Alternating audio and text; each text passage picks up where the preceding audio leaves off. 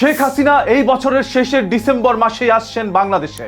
আর আপনাদের ঘুম হবে না, সবার ঘুম যেন হারাম হয়ে যাচ্ছে। শুধু শেখ হাসিনা একাই আসছে না, তার সাথে করে বড় বড় আওয়ামী লীগের নেতাকর্মীদেরকেও নিয়ে আসছেন বাংলাদেশের মাটিতে। এই খবর পাওয়া মাত্র প্রত্যেকটি গণমাধ্যমের মধ্যে শেখ হাসিনাকে নিয়ে একরকম তোলপাড় সৃষ্টি হয়ে যায়, বাংলাদেশের বড় বড় নেতাদের ঘুম হারাম হয়ে যায়। তাহলে শেখ হাসিনা কি আসলেই চলে আসছে ডিসেম্বর মাসে? হ্যাঁ, এরকমই তথ্য পাওয়া গিয়েছে ইতিমধ্যে। আমাদেরকেও তিনি নির্দেশনা দিয়েছেন যে আমরাও যেন সব তার সঙ্গে একসঙ্গে আমরা যারা এখানে অবস্থান করছি আমরা যেন দেশে ফিরে যাই।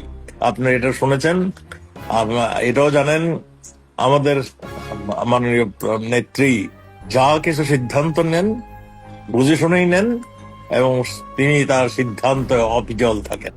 আপনারা এখানে স্পষ্ট শুনলেন যে শেখ হাসিনা আসলে ডিসেম্বর মাসে আসছেন এবং তিনি নিজেই ফোন দিয়ে আওয়ামী লীগের বড় বড় নেতা এমপি মন্ত্রীদেরকে বলেছেন, আপনারা সবাই আমার সাথে সেদিন বাংলাদেশে ঢুকবেন, আপনারা সবাই প্রস্তুতি নেন। সেদিন শেখ হাসিনাকে রিসিভ করার জন্য বাংলাদেশে হয়তোবা শত শত মানুষ একত্রে হতে পারে এবং তিনি জানেন বাংলাদেশে আসা মাত্রই তাকে আইনের মাধ্যমে জেলে প্রেরণ করা হতে পারে এবং জেল খাটার জন্যই শেখ হাসিনা দেশের মাটিতে আসছেন। নেত্রী যখন বাংলাদেশের জেলের মধ্যে থাকবে, সাথে তার বড় বড় নেতাকর্মীরাও থাকবে, তখন অবশ্যই আওয়ামী লীগ আবারও সরকারের চেয়ারে বসতে পারবে। এই যে দেখেন, বিএনপি কিন্তু গতবার নিষিদ্ধ দল ছিল না, তারপরও তাদের কার্যক্রম তারা ওইরকম ভাবে চালাতে পারেনি। একটা সময় এমন হয়ে গিয়েছিল যদি শুনতো সে বিএনপি করে তাহলে সাথে সাথে ধরে তাকে জেলে ঢুকিয়ে দেওয়া হয়েছে। কিন্তু বর্তমান সময় যেখানে আওয়ামী লীগকে নিষিদ্ধ করা হয়েছে, সেইখানেও আওয়ামী লীগ কিন্তু বড় বড় জটিকা মিছিলগুলো করে যাচ্ছে।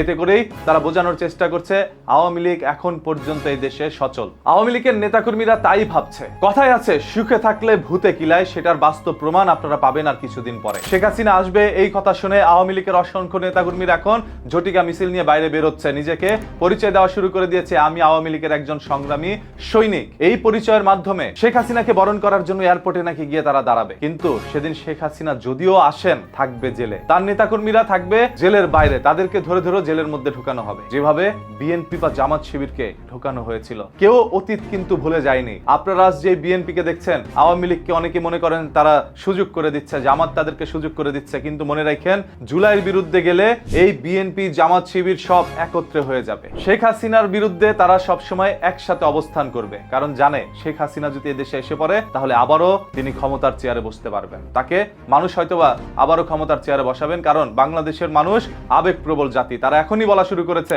শেখ হাসিনা থাকতেই ভালো ছিলাম, এখন আর ভালো নাই। তাই শেখ হাসিনা আসবেন, বাংলাদেশ হাসবে, ওই কথায় তারা বিশ্বাসী। আপনার কি মনে হচ্ছে, আসলে কি শেখ হাসিনা এই ডিসেম্বর মাসে চলে আসবে, নাকি এটা সম্পূর্ণ একটি গুজব? কমেন্ট করে আপনারা আপনাদের মূল্যবান মতামতটি জানাতে পারেন।